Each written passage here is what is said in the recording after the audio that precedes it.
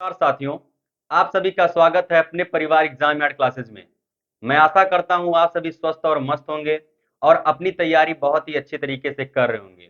मैं ये भी आशा करता हूं कि मैं इस चैनल के माध्यम से जो एक मैथ की क्लासेस आप लोग को दे रहा हूं, वो क्लास आप लोग बहुत ही डेडिकेशन के साथ देख रहे होंगे और अपनी तैयारी अच्छे तरीके से कर रहे होंगे। जैसा कि आप लोग को पता है कि आने वाले 2-3 महीनों में हमारे पास जितने भी वैकेंसीज के फॉर्म भर चुके हैं उनके एग्जाम लग जाएंगे। तो आप लोग अपनी तैयारी अच्छे तरीके से करते रहिए। जैसा कि आप लोग को ये भी पता है कि मैं इस चैनल के माध्यम से प्रॉफिट लॉस डिस्काउंट जो स्टार्ट किया था उसी पर आगे बढ़ रहे हैं। प्रॉफिट लॉस की जो क्लासेस थी वो हमने कर ली है, उस पे जो महत्वपूर्ण टाइप थे वो भी हमने कंप्लीट कर लिए हैं। आज जो हम मूव करेंगे वो डिस्काउंट पे मूव करेंगे, जो एक प्रॉफिट लॉस का एक भाग है।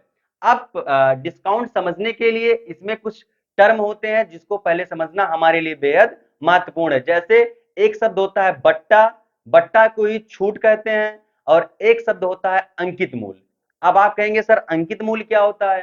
तो जैसे कोई दुकानदार किसी वस्तु को अपने दुकान पर लेकर आता है और उससे अधिक कीमत उस पर क्या करता है, अंकित करता है, तो उससे अंकित जो मूल्य करता है उसे कहते हैं अंकित मूल्य। जैसे जब मैंने प्रॉफिट लॉस का पहली क्लास ली थी तो उसमें मैंने आप लोग को हर एक चीज बताई थी कि क्रय मूल्य क्या होता है, विक्रय मूल्य क्या होता है, लाभ क्या होता है। उसी प्रकार से ये अंकित मूल्य क्या होता है कि जब कोई दुकानदार किसी वस्तु को लेकर आता है और उससे अधिक कीमत पर वो वस्तु पर मार्कअप करता है कि हम इससे अधिक पर बेचेंगे, तो उस मार्कअप प्राइस को ही क्या कहते हैं, अंकित मूल्य कहते हैं। और फिर उससे कम कीमत पर उस वस्तु को बेच देता है। तो जिस वस्तु पर वो बेचता है वो तो विक्रय मूल्य होता है, लेकिन कितने कम में बेचा है उसका छूट होता है। जैसे यदि मैं आप लोग को बता दूं, जैसे मान लीजिए कोई वस्तु दुकानदार 300 रुपए में लेकर आया, जो उसका मेन सीपी था वो कितना था, 300 रुपए में लेकर आया।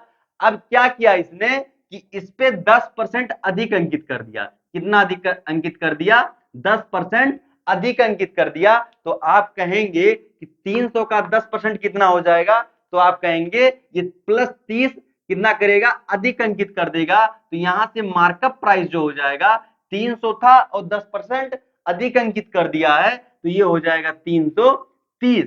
330 क्या हो जाएगा, ये हो जाएगा हमारा मार्कअप प्राइस हो जाएगा। तो ये हमारा क्या हो जाएगा, मार्कअप प्राइस हो जाएगा। हमेशा जो होता छूट जो होता है वो किस पर दी जाती है, वो हमेशा मार्कअप प्राइस पे दी जाती है। जो छूट परसेंटेज होता है वो किस पर निकाला जाएगा, वो भी मार्केट प्राइस पे निकाला जाएगा। जैसे मैंने पहली क्लास में बताया था कि जो हमारे प्रॉफिट परसेंटेज और लॉस परसेंटेज का जो क्या होता है, बेसिक होता है, वो क्या होता है, वो सीपी होता है। मतलब सीपी को बेस मानकर हम प्रॉफिट एंड लॉस परसेंटेज को निकालते हैं। तो इसी प्रकार डिस्काउंट परसेंटेज निकालने के लिए हमें क्या जरूरी होगा, हमें मार्कअप प्राइस को ध्यान में रखकर चलना होगा। जो बट्टा निकलेगा, छूट निकलेगा, वो मार्कअप प्राइस पर निकलेगा। अब जैसे देखिए, जैसे इसमें एक क्वेश्चन कहता है कि मान लीजिए, जैसे आप बताइए यहां पर, जैसे मान लीजिए किसी वस्तु का अंकित मूल्य मान लीजिए 500 रुपया है, उसका जो मार्कअप प्राइस है वो 500 रुपया है, और उसने इस वस्तु को कितने में रुपए में बेच दिया, 400 रुपए में बेच दिया। तो मैं आपसे पूछूं कि उसने कितने परसेंट की छूट दी है। आप मेरे शब्द को पकड़िएगा, मैं पूछ रहा हूं कि उसने कितने परसेंट की छूट दी है। तो इसका मार्कअप था 500 और छूट बेच दिया है 400 में, तो यहां से छूट कितने की हो जाएगी, आप कहेंगे छूट हो जाएगी 100 की। और पहले ही मैंने आपको बताया है कि जो छूट होता है वो किसको बेस मानकर निकाला जाता है, छूट परसेंटेज, आप कहेंगे मार्कअप प्राइस को। तो मार्कअप प्राइस कितना था, 500 था, और परसेंटेज निकालना है तो गुड़े 100, यहां से काट देंगे तो आ जाएगा, ये आ जाएगा 20। तो आप बता दीजिए कितने परसेंट की छूट दी उसने, उसने दिया 20% की छूट दिया। जैसे कि आप लोग कोई वस्तु खरीदने जाते होंगे तो दुकानदार आपसे कहता होगा कि मैं इस वस्तु को इतने परसेंट छूट पर दूंगा, लेकिन और क्या होता है, दुकानदार उतना छूट देकर भी क्या करता है, प्रॉफिट कमा लेता है। तो कभी कभी क्वेश्चन में ऐसा भी पूछा जाता है कि कितना छूट देकर, मतलब इतना छूट दिया और इतना प्रॉफिट कमा लिया, तो वस्तु का सीपी कितना रहा होगा। इसमें मान के चलिए 5-6 वैरायटी क्वेश्चंस बनेंगे। आज मैं लगभग 2 वैरायटी आप लोग को खत्म कर दूंगा, कल एक वैरायटी और आएगी और हम अपने डिस्काउंट को खत्म कर देंगे और आने वाले दिनों में हम अगले अगले टॉपिक पर मूव कर जाएंगे। जैसे देखिए कह रहा है, आज मैं बेसिक आप लोग को बता दूंगा तो क्वेश्चन आप लोग को कर ले जाएंगे। जैसे कह रहा है कि कोई दुकानदार हमारे शब्द को ध्यान से पकड़िएगा, कोई दुकानदार, जैसे पहले क्वेश्चन को ही ले लेते हैं कि एक दुकानदार अपनी वस्तु की कीमत को क्रय मूल्य से 40% अधिक अंकित करता है। तो आप बात को पकड़िएगा, उसका क्रय मूल्य जो था उस क्रय मूल्य से वो 40% क्या कर रहा है, अधिक अंकित कर रहा है और अंकित मूल्य पर 25% की छूट देता है। अब जब दुकानदार उस पर क्या कर रहा है, 25% की छूट दे रहा है तो उसका लाभ या हानि परसेंटेज होगा। जैसे कोई दुकानदार आया, कोई वस्तु लेकर आया और उससे अधिक पर अंकित कर दिया। एक मान के चलिए, जैसे मैं यहाँ पे आपको बता दूं, ये सीपी है, इधर क्या है, एमपी है। एमपी मतलब होता है मार्केट प्राइस और सीपी मतलब होता है कॉस्ट प्राइस। अब कह रहा है कि एक दुकानदार अपनी वस्तुओं को 40% अधिक पर, यदि मैं सीपी 100 मानूं तो क्रय मूल्य से 40% अधिक अंकित करता है, तो इसका जो 40% अधिक अंकित करेगा तो 100 का 40% कितना होता है, तो आप कहेंगे 100 का 40% कितना होगा, आप कहेंगे 40 ही होगा, आप कहेंगे 40 ही होगा। तो ये 40 अधिक अंकित करता है तो मार्केट प्राइस कितना हो जाएगा, आप कहेंगे मार्केट प्राइस हो जाएगा 140 रुपए हो जाएगा। फिर कह रहा है और अंकित मूल्य पर 25% की छूट देता है।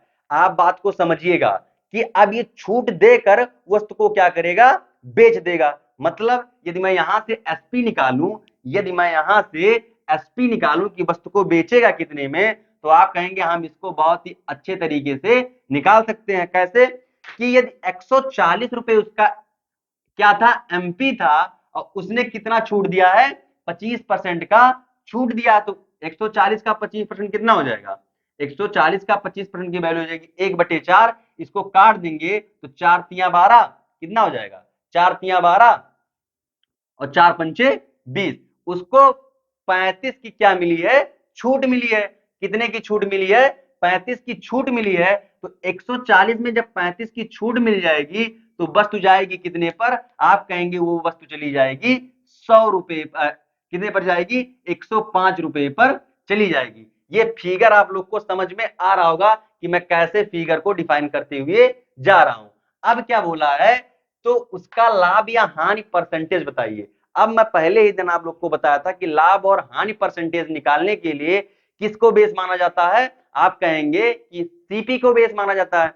अब वस्तु था 100 रुपए, वस्तु था 100 रुपए और वस्तु बिकी कितने में है, 105 रुपए में है। तो यहां से टोटल लाभ कितना हुआ होगा, आप कहेंगे 100 रुपए में लाया था, लुभावना देकर उसने मतलब 40% अधिक अंकित कर लिया था पहले लाकर, और उसने लुभावना दिया ग्राहक को कि मैं आपको 25% का छूट दूंगा। तो छूट देने के बाद भी उसने लाभ कमाया, कितना कमाया है, परसेंटेज पूछा है, तो यहां से 5 का लाभ कमाया है।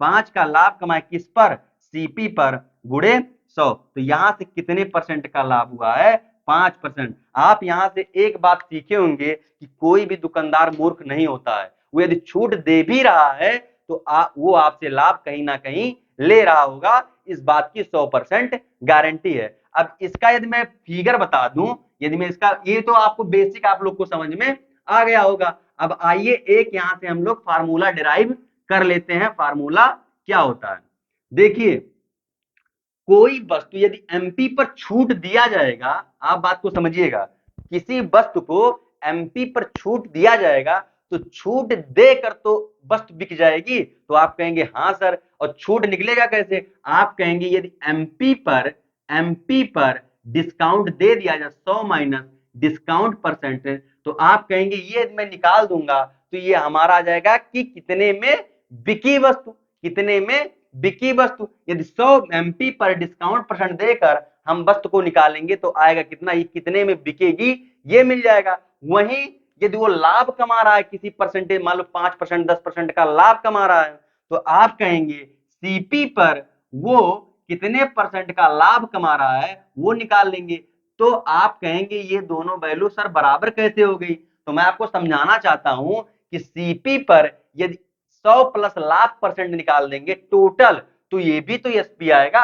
मतलब मान लीजिए 100 रुपए है, मान लो आपके पास 100 रुपए पर उसने 10% का लाभ कमाया, तो 10% लाभ कमाकर वस्तु को बेचेगा ही तो 10% 100 गुणे 110 कर देंगे तो 110 एसपी आ जाएगा। यहां से भी क्या आ जाएगा, एसपी आ जाएगा। तो यहां से मैं एमपी और सीपी का रेशियो ले लूं, एमपी और सीपी का रेशियो ले लूं, तो आप कहेंगे ये आ जाएगा 100 प्लस लाभ परसेंटेज बटे 100 माइनस डिस्काउंट परसेंटेज, ये आ जाएगा। ये एमपी और सीपी का डायरेक्ट रेशियो आपको मिल जाएगा यदि आपको डिस्काउंट परसेंटेज और प्रॉफिट परसेंटेज यदि लगा। जैसे यहां देखिए, यहां तो डिस्काउंट परसेंटेज तो था नहीं, तो यहां से हम लोग निकाल नहीं पाए थे। लेकिन ये फार्मूला यदि आपको याद है तो आप याद करने की जरूरत क्या है, जब दोनों फिगर एसपी एसपी बराबर हैं तो आप हमेशा इस फिगर को ध्यान में रखकर चलिएगा। यदि फार्मूला भूल भी जाते हैं तो कॉन्सेप्ट जो हमारा है वो आप लोग को दिमाग में बने रहना चाहिए, तो ये जिंदगी भर आपको नहीं भूलेगा।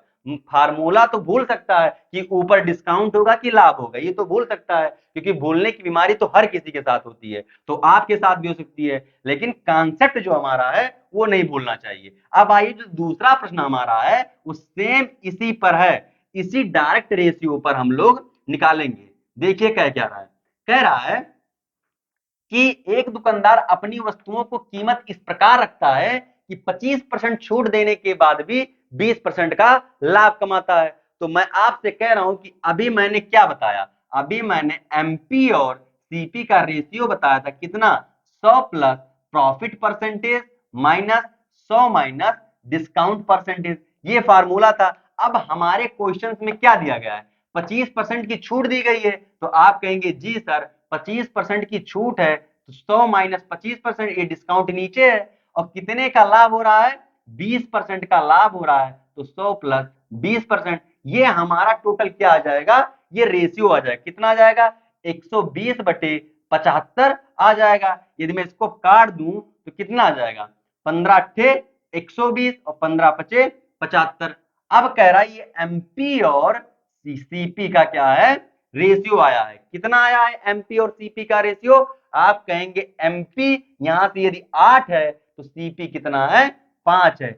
इसको आप लोग रिलेट करना जानिए, यदि यहां से सीपी एमपी 8 है तो सीपी कह रहा है कि 5 है, लेकिन कह रहा है यदि वस्तु का क्रय मूल्य कितना है, 460 रुपए, 5 रुपए ना होकर इस 5 की वैल्यू कितनी दी गई है, 460 रुपए दी गई है। तो पूछ रहा है कि 8 की वैल्यू, वस्तु का अंकित मूल्य कितना होगा, यानी 8 की वैल्यू क्या होगी वो पूछ रहा है। तो यहां से 5 नमा 45, 5 दूना 10, ये 92 मल्टीपल में है, तो यहां से भी आ जाएगा 92 मल्टीपल, ये आ जाएगा 8 दूना 16, एक हासिल, 8 नमा 72, एक 73, 736 रुपए क्या होगा, एमपी होगा। यहां से एक सीन यदि आप और मैं पूछूं आपसे तो आप वो भी बता देंगे, क्या ये तो हमारा आ गया एमपी। यदि मैं पूछूं ही कि वो कितना परसेंट अधिक अंकित किया होगा, क्रय मूल्य से कितना परसेंट अधिक अंकित किया होगा, तो जो सीपी 5 था और अंकित उसने 8 किया है, तो कितना अधिक किया है, तो आप कहेंगे अंकित तो उसने 3 अधिक किया है। किससे अधिक किया है, आप कहेंगे 5 से अधिक किया है गुड़े 100, तो इसको काट देंगे 20, तो 20 यहाँ क्या आ जाएगा, 60% उसने अधिक अंकित किया होगा। एक ही क्वेश्चन में डिस्काउंट के सारे वैरायटी आप लोग को देखने को मिल रहे होंगे, इससे बाहर कहीं जाने वाला आपका नहीं है। बस आप लोग को क्वेश्चन और कॉन्सेप्ट दिमाग में बनाकर चलना है। अब देखिए अगला क्वेश्चन क्या है, मैं आशा करता हूं अगला क्वेश्चन डेक्टो जो मैं भी यहां बताया हूं वही क्वेश्चन है कि एक दुकानदार अपने क्रय मूल्य को कितने परसेंट अधिक अंकित करे, वही सीन बनेगा। कितना, आप डायरेक्ट रेशियो निकाल लेंगे और रेशियो के बाद आप क्या करेंगे, तुलना करा देंगे, तो आपका आंसर आ जाएगा। आप लोग पेन कॉपी लेकर बैठे होंगे, आप लोग लगाना स्टार्ट कर दीजिए, मैं भी लगा दूंगा, कोई बड़ी बात उसमें है नहीं, क्योंकि हम लोग कॉन्सेप्ट को तो पढ़ ही चुके हैं ना, कॉन्सेप्ट हमारे दिमाग में है, तो क्वेश्चंस करने में कोई परेशानी नहीं होगी। देखिए क्या कह रहा है एक दुकानदार अपने क्रय मूल्य को कितना परसेंट अधिक अंकित करे कि 5% छूट देने के बाद भी उसको 33% का लाभ हो। फिर वही सेम रेशियो हमारा बनेगा एमपी और एमपी और सीपी का रेशियो क्या हो जाएगा? आप कहेंगे 100 प्लस प्रॉफिट परसेंटेज बटे 100 माइनस डिस्काउंट परसेंटेज। आप कहेंगे प्रॉफिट परसेंटेज कितना है? आप कहेंगे 33% का प्रॉफिट हो रहा है, तो 100 प्लस 33 ये हो जाएगा 133। डिस्काउंट कितना दिया है? 5%, तो 100 माइनस 5 95। काट देंगे आप यहां से, तो 19 सत्ते 133, 19 पचे 95। अब उसका सीपी तो था 5, अंकित किया है 7, तो कितना अधिक अंकित किया होगा? तो आप कहेंगे यहां से वो 2 अधिक अंकित किया है, किससे? 5 से गुणे 100, तो यहां से आ जाएगा 20, ये आ जाएगा 40%।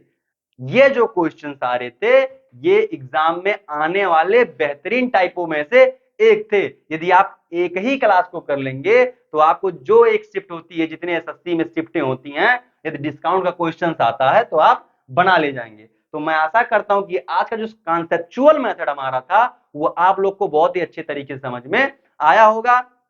यदि ये वीडियो आप लोग को पसंद आई हो तो इसको लाइक करिएगा, शेयर करिएगा और चैनल को सब्सक्राइब कर दीजिएगा। धन्यवाद।